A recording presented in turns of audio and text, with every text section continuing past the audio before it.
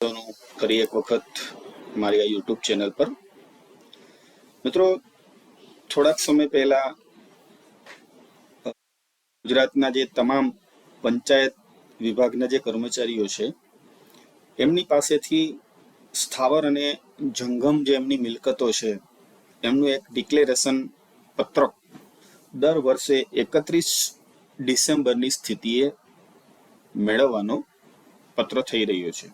કદાચ આપના જિલ્લામાં પણ આપના અધિકારી દ્વારા આવો પત્ર થયો હશે અને ડિક્લેરેશન ફોર્મ ભરવા માટે જણાવેલું હશે. તો આ જે પત્ર છે એ કયા આધારે આપણા જેવા કર્મચારી પાસેથી માંગી શકે છે, તો એના ઉપર આજનો એક આ નાનકડો વિડીયો બનાવવા જઈ રહ્યા છીએ. તો વિડીયોને શાંતિથી, ધ્યાનથી અંત સુધી સાંભળજો, જેથી કરીને આ જે ડિક્લેરેશન ફોર્મ માંગવા પાછળનું જે કારણ છે, તો એના પાછળની જે કલમો છે આ અધિનિયમની, તો એની સમજ આપને મળી શકે. નિયમનું નામ છે ગુજરાત પંચાયત સેવા વર્તણૂક નિયમો 1998. આજના વિડીયોમાં આપણે એજન્ડા જોઈએ તો આ જે નિયમ છે એની કલમ 20ની આપણે ચર્ચા કરવી છે કે જેના આધારે એ આપણી પાસે ડિક્લેરેશન ફોર્મ માંગે છે. જંગમ, સ્થાવર અને કિંમતી મિલકત કલમ 20નું નામ છે. આમ તો નિયમ છે તો અહીંયા કલમના બદલે નિયમ શબ્દ હોવો જોઈએ, એ વધારે યોગ્ય રહેશે. કેમ કે કોઈ કાયદો હોય તો એમાં કલમ હોય અને રૂલ્સ હોય તો એમાં નિયમ હોય છે. વિડીયોની શરૂઆત કરીએ એના પહેલા થોડી શબ્દોની સમજૂતી લઈ લઈએ. ઘણા બધા મિત્રોને આવા અમુક શબ્દો ભાગ્યે જ સાંભળવા મળતા હોવાના કારણે પૂરતી એના અર્થની જાણકારી હોતી નથી. તો સ્થાવર મિલકત એટલે એવી મિલકત કે જે તમે એક જગ્યાએથી બીજી જગ્યાએ ખસેડી નથી શકતા. જેમ કે તમારું મકાન છે, દુકાન છે, કારખાનું છે, આ બધી મિલકત એવી છે કે જે જગ્યાએ હોય ત્યાં જ રહીએ, એને તમે વારંવાર એક જગ્યાએથી બીજી જગ્યાએ ખસેડી શકતા નથી. તો આવી તમામ મિલકત છે એને સ્થાવર મિલકત કહેવામાં આવે છે. જંગમ મિલકત જોઈએ તો એવી મિલકત છે કે એને તમે એક જગ્યાએથી બીજી જગ્યાએ ખસેડી શકો, જેમાં રોકડ પૈસા છે, ઘરેણું છે, બેંક ખાતું છે, તમારા શેર છે, લેપટોપ છે, આ સિવાય બીજી પણ ઘણી બધી વસ્તુઓ હોઈ શકે છે. આ તો ફક્ત ઉદાહરણ માટે તમને આપેલું છે બંનેમાં. તો તમને અંદાજ આવી ગયો હશે કે સ્થાવર એટલે એક જગ્યાએ જે રહેતી હોય એને સ્થિર હોય, ટૂંકમાં એને સ્થાવર કહી શકાય. અને જે જંગમ એટલે સ્થાવરની ખબર પડી જાય તો જંગમની ઓટોમેટિક ખબર પડી જશે. અંગ્રેજીમાં આને નોન મૂવેબલ કહેવાય છે અને આને મૂવેબલ પ્રોપર્ટી કહી શકાય છે. ગીરો એટલે આપણે સાંભળતા હોઈએ છીએ કે વસ્તુ મેં ગીરવે રાખેલી છે, મકાન ગીરવે રાખેલું છે. તો ઘણી વખત લોન લેવા માટે તો આપણે આવા શબ્દો છે એ સાંભળતા હોઈએ છીએ.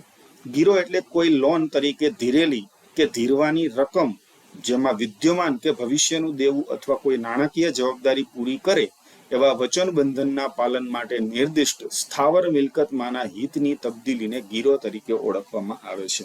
એટલે કે અત્યારે જે વચન આપે છે કે હું લોન લેવું છું તો આટલા સમયમાં હું પાછી આપી દઈશ, એવું વચન આપે છે. તો એના પાલન માટે જે એની પાસે સ્થાવર મિલકત છે તો એ તબદીલી સામેવાળા પક્ષને આપે છે. તો આ પ્રોસેસ જે છે એને ગીરો તરીકે ઓળખવામાં આવે છે. હવે આપણે શરૂઆત કરીએ જેથી કરીને આપણને સમજવામાં સરળતા રહે.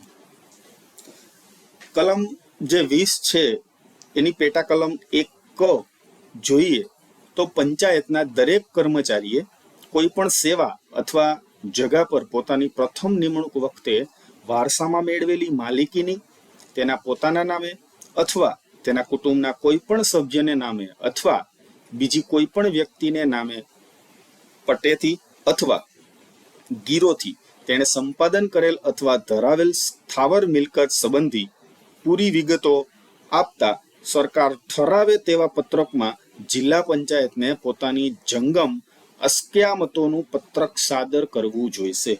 મતલબ કે કલમ 20ની પેટા કલમ 1 મુજબ એવું જણાય છે કે સરકાર જ્યારે માગે ત્યારે તમારે આ માહિતી એમને આપવી પડશે. અને સરકાર જેવા પત્રકમાં ઠરાવે એવા પત્રકમાં તમારે પોતાની જે જંગમ અસ્ક્યામતો છે એનું પત્રક તમારે આપવું પડશે. તો જે આ ડિક્લેરેશન ફોર્મ માગે છે એના પાછળ જો કાયદાકીય અધિકાર મળેલો હોય, સત્તા મળેલી હોય, તો આ કલમ 20(1) ક છે. આગળ જોઈએ આપણે કલમ 20(1) ખ. પંચાયતના દરેક નોકરે જે વર્ષમાં તે 5 વર્ષના પૂર્ણ ગુણાંકની ઉંમરનો થાય, એટલે કે યથાપ્રસંગ માની લ્યો કે આપણે 20 કે 25 વર્ષે નોકરી લાગેલા હોય તો 25, 30, 35 એમ 5 વર્ષના ગાળે, અને જ્યાં સુધી આપણી નોકરી પૂરી થાય એટલે કે 58 વર્ષ અથવા તો 60 વર્ષની ઉંમરનો થાય, તે દરેક વર્ષના અંતે પેટાખંડોમાં જે ઉલ્લેખેલી માહિતી છે એ એને પૂરી પાડવી પડશે. તો અત્યારે આપણી પાસે માંગે છે માહિતી, તો એ કલમ 20(1) ક અને 20(1) ખ અન્વયે આપણી પાસે એ માહિતી માંગે છે. અને ગુજરાત પંચાયત વર્તણૂક નિયમો 1998 છે એના અન્વયે આપણે આ માહિતી આપવી પડે. નોંધ જોઈએ, ખંડ 1ની જે જોગવાઈઓ છે એ સામાન્ય રીતે વર્ગ 4ના જે કર્મચારીઓ છે એમને લાગુ પડતી નથી, પરંતુ જો સરકાર એવો આદેશ આપે કે વર્ગ 4ના જે કર્મચારીઓ છે અથવા તો કોઈ પણ પંચાયતના કર્મચારી છે એમણે આ માહિતી આપવી પડશે, તો એ લોકોએ પણ આપવી પડશે.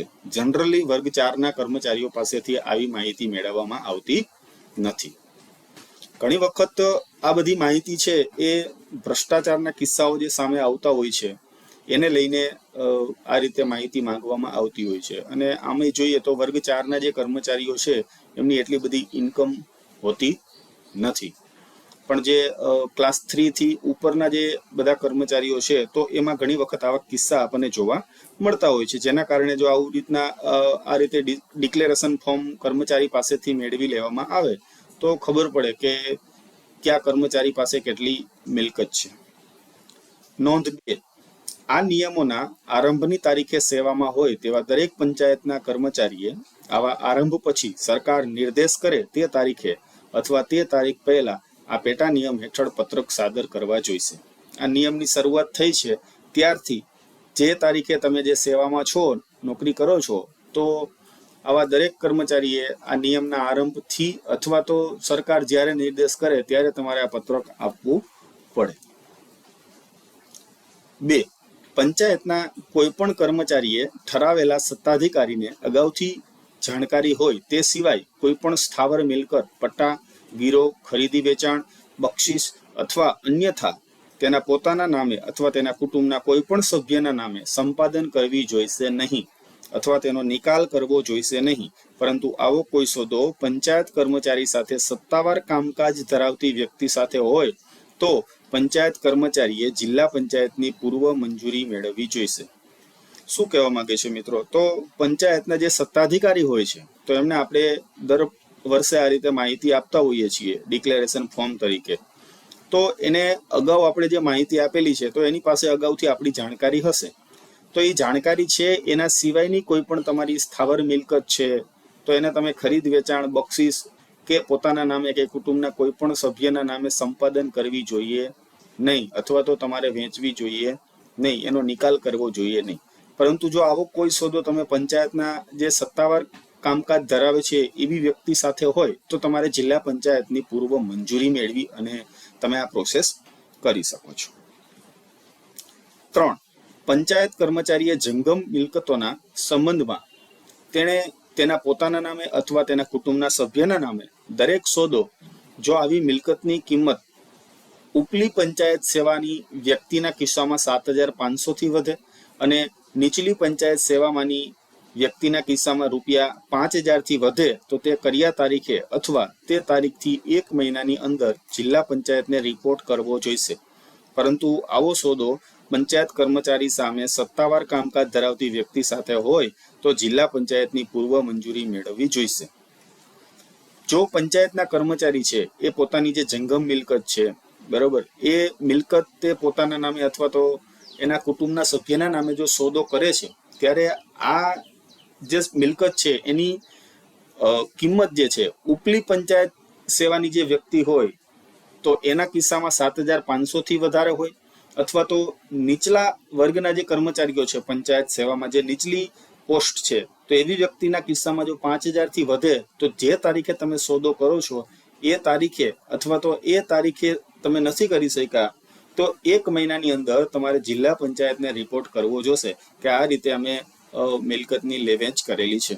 પરંતુ જો આ સોદો ફરી પાછું જેમ આગળ આપણે જોયું એમ કે પંચાયત કર્મચારી સામે સત્તાવાર કામકાજ ધરાવતી વ્યક્તિ સાથે હોય તો તમારે જિલ્લા પંચાયતની પૂર્વ મંજૂરી મેળવીને જ આ સોદો કરવો જોઈએ. 4 કલમ 20 ના પેટા કલમ 4 ની વાત થાય છે.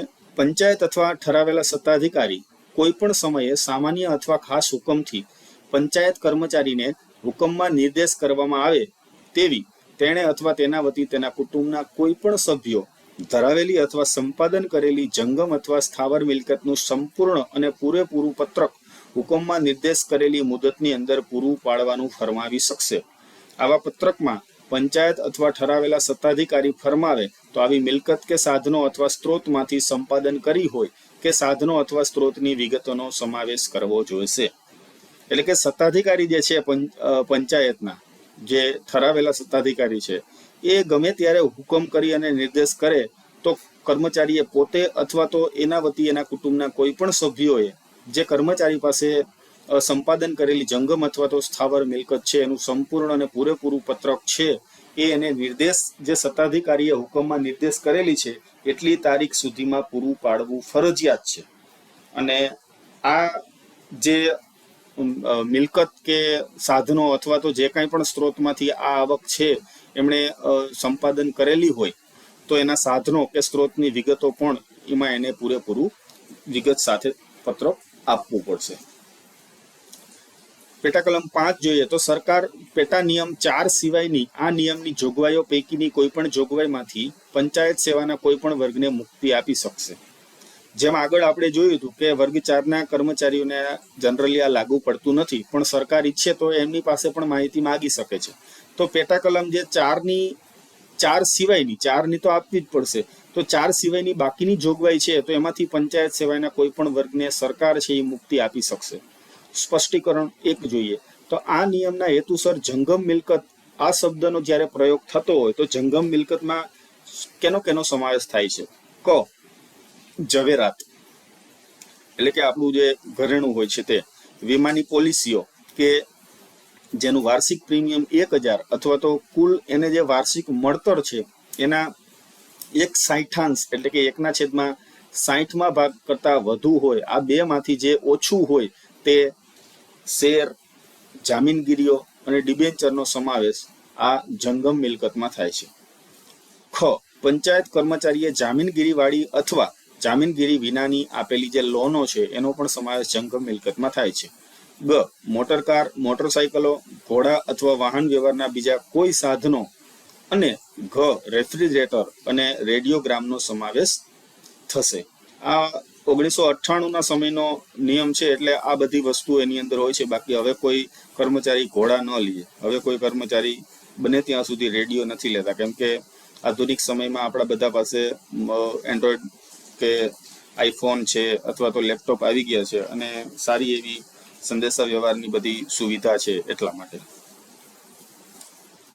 ઠરાવેલા સત્તાધિકારી, આપણે અગાઉ વાત કરી કે સત્તાધિકારી છે એ જ્યારે માંગે ત્યારે આપણે માહિતી આપવી પડે. તો સત્તાધિકારી એટલે કોણ? તો સરકારે કોઈ પણ નીચલા સત્તાધિકારીને કોઈ પણ હેતુ માટે વિશિષ્ટ રીતે નિર્દેશ કર્યા હોય તે સિવાય ઉપલી અથવા નીચલી પંચાયત સેવા હેઠળ કોઈ પણ જગા ધરાવતા પંચાયત કર્મચારીઓના કિસ્સામાં પંચાયત. સરકાર જ્યારે કોઈ પણ નીચલા સત્તાધિકારી છે એને કોઈ પણ હેતુ માટે વિશિષ્ટ રીતે નિર્દેશ કર્યા હોય એના સિવાય જ્યારે ઉપલી અને નીચલી પંચાયત સેવા હેઠળ કોઈ પણ જગ્યા ધરાવતા હોય તો એવા પંચાયતના કોઈ પણ કર્મચારી હોય તો એના કિસ્સામાં પંચાયત છે એ જ સત્તાધિકારી ગણાશે. વર્ગ 2ની જગ્યા ધરાવતા પંચાયત સેવામાં પ્રતિનિયુક્તિ પર હોય તેવા સરકારી કર્મચારીઓના કિસ્સામાં વિભાગના વડા એ સત્તાધિકારી હશે. વર્ગ 3 અથવા વર્ગ 4ની જગ્યા ધરાવતા પંચાયત સેવામાં પ્રતિનિયુક્તિ પર હોય તેવા સરકારી કર્મચારીના કિસ્સામાં એની કચેરીના વડા. વિદેશી સેવામાં અથવા બીજી કોઈ પણ પંચાયત સ્થાનિક મંડળમાં પ્રતિનિયુક્તિ પર હોય તેવા પંચાયત કર્મચારીના કિસ્સામાં આવા પંચાયતના કર્મચારી જે મૂળ વિભાગની કેડર પર હોય તે મૂળ વિભાગના જે સત્તાધિકારી છે એ ઠરાવેલા સત્તાધિકારી ગણાશે. તો આજના આપણા આ વિડીયોમાં આપણે ચર્ચા કરી કે કયા આધારે આપણા જે સત્તાધિકારી છે આપણી પાસે સ્થાવર અને જંગમ મિલકત માટેનું જે ડિક્લેરેશન ફોર્મ છે એ નિયત નમૂનામાં આપણી પાસે માંગી રહ્યા છે, અને તો એ કયા આધારે આપણે આપવું પડે છે એની પાછળના જે કારણો છે, જે નિયમો છે, એની આજે આપણે ચર્ચા કરી. તો ખૂબ ખૂબ આભાર આપનો અંત સુધી વિડીયો જોવા બદલ. આપ મારા વોટ્સએપ નંબર પર પણ મારો કોન્ટેક કરી શકો છો, અથવા તો આ મારું ઈમેલ આઈડી છે એમાં પણ આપ કોન્ટેક કરી શકો છો. આપને જો વિડીયો સારો લાગે તો અન્ય મિત્રો સાથે શેર કરો, વિડીયોને લાઈક કરો.